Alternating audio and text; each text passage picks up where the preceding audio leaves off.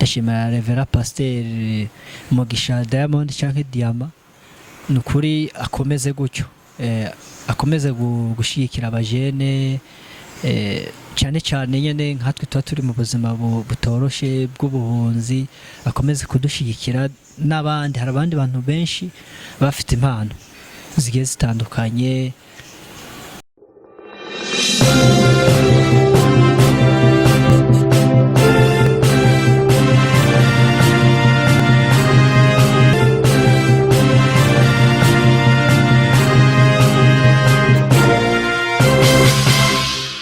Inshuti banywanyi ba Gisha TV ubu turi kumwe n'umwe mu mugwi Afro Love Comedy akaba barabonye igihembo cy'umwanya wa 4 ashaka kutubwira mu mazina.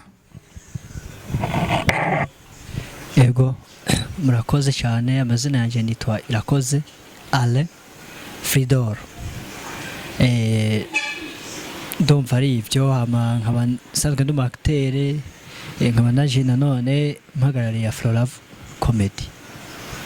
Kuva kera uhora uri acteur uri comedian. Yego kuva acteur baratandukanye. Yego ifo kuvuga niba ari acteur comedian.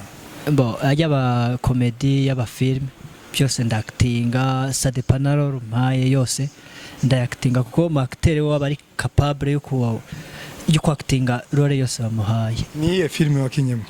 Nakinye mu Burundi muri film bitavyo babibaho. Anye nariko ndakina film bita Senior 6C High School yacari coming soon.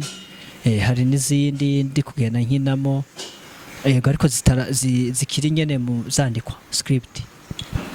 Kimara kumva ko Afro Love Comedy yagize umwanya wa 4 waravifashe mute?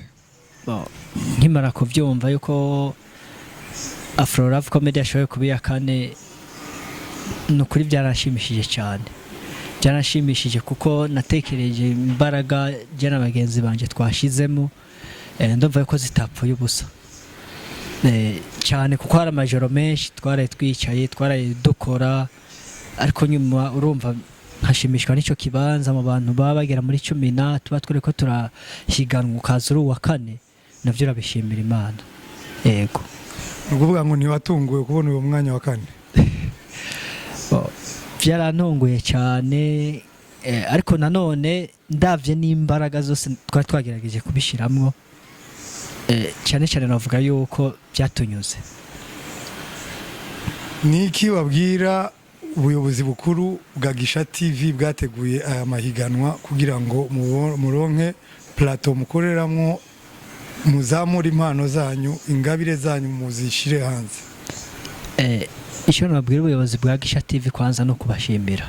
Ndashimira Revera Pasteur Mugisha Diamond canke Diama nukuri akomeze gutyo akomeze gushigikira abajene cyane cyane nyene nkatwe tuba turi mu buzima butoroshe bw'ubuhunzi akomeze kudushigikira n'abandi hari abandi bantu benshi bafite impano zigiye zitandukanye. Ndumva ari ivyo akomeze nyene ategura n'izindi competitions. Uyu munsi yateguye ya comedy yategura ejo bundi ni ya filime imivugo ni icyari nyinshi. Ego ndumva ari byo ariko gusa ndamushimiye mu izina rya Afro Love bivuye ku mutima. Afro Love mwese mwarakiriye agakiza? Afro Love twese twarakiriye agakiza uretse ko bitewe n'imyemerere kuko Afro Love twakira wari we wese. Turafitemo abagera nko mu Bisilamu bagera muri 3 ariko nabo nuko bemera kwactinga muri message ariyo yose ivuga by'agakiza k'Imana bakactinga ntavuge ngo ndo mwisilamu nibambona ariko ndakina mvuga Yesu biraza kugaragara gutya wayimo iyo role akayifiringa koko nk'umu acteur. Ubundi mu acteur navangura ko action yose wamuhara arayikina umusi ushaka kuba uri gukina uri pasteur ejo ugakina uri maraya cyangwa ugakina uri shehe gusa ariko cyane cyane ubundi bwo ubushaka gufocusinga kuri public cyangwa audience y'abariko barakureba ushaka submitting aho yo message. Yego aba uyu mugwi Afro Love ugizwe n'abantu bangahe?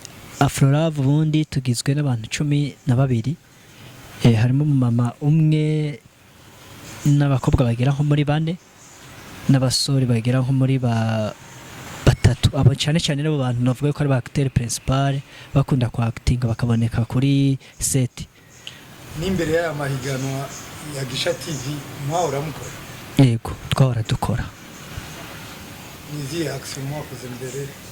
Bo hariho izo twagiye dukora, bo urumva ubundi bwo iyo Afro Love Comedy ifite na TV, ifite na TV nubwo kakiri hasi cyane katarazamuka, ariko sanzwe dufiteho nyene n'izindi twagiye dukinaho mu Giswahili. Bakunzi ba Gisha TV turabashimira cyane kubana natwe, turi kumwe na Afro Love Comedy tukaba tubahereje.